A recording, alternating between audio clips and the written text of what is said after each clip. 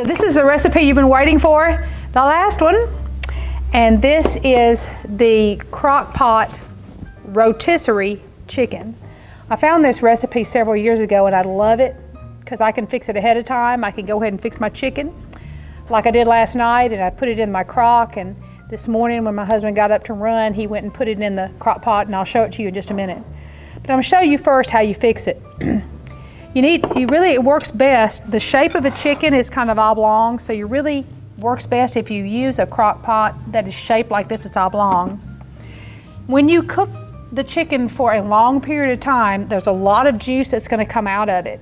And you don't want it kind of basting and sitting in all that liquid in the bottom of your crock pot. So I like to use a rack. This is a rack that I just had at the house.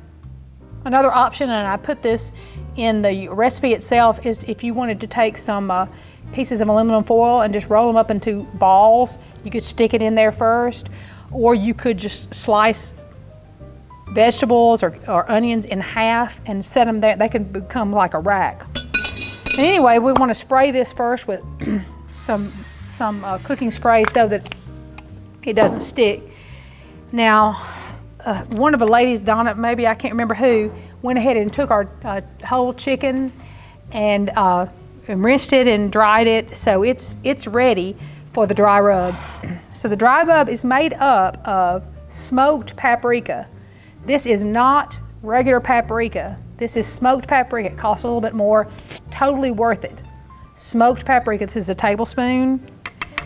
We're gonna put it into, I already had a bowl here with a couple teaspoons of salt. We'll put the smoked paprika, one teaspoon of black pepper, 1/2 teaspoon of garlic powder, and 1/4 teaspoon of onion powder. Okay, I'm gonna take my whisk and we're gonna mix that all together to make the dry rub. This is fantastic, y'all have got to do it. You know, on a busy day, you can prep this the night before and then stick it in the oven in the morning, be done when you get home. We're gonna take it, she went ahead and took out all the insides for this. I'm gonna go ahead and take my fingers and sprinkle some of that on the inside cavity.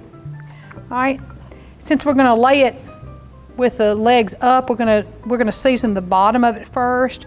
Go ahead and sprinkle the seasoning all around. Underneath, make sure you get underneath your wings and all around. If you wanted to, you could even put some underneath the skin. I'm not talented enough to do that, so I skipped that part. All right, we're gonna turn it to this side and go ahead and stick it into your crock.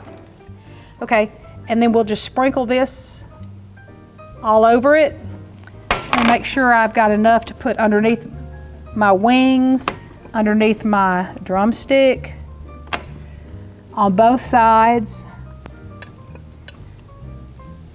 Okay, now we're not adding any butter to this. Robert, for your healthy nutrition center, we don't want to add any butter. No flour, nothing. That is strictly, that's chicken, and it is covered with a dry rub. That is it.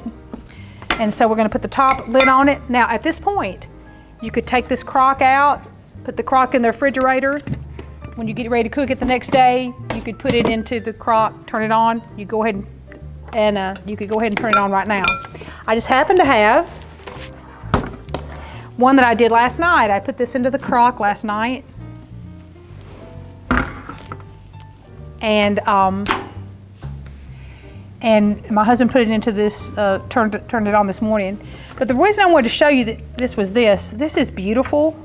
This is a beautiful chicken. But what I did was, I took the rack out of my Instant Pot. This is gonna fall apart.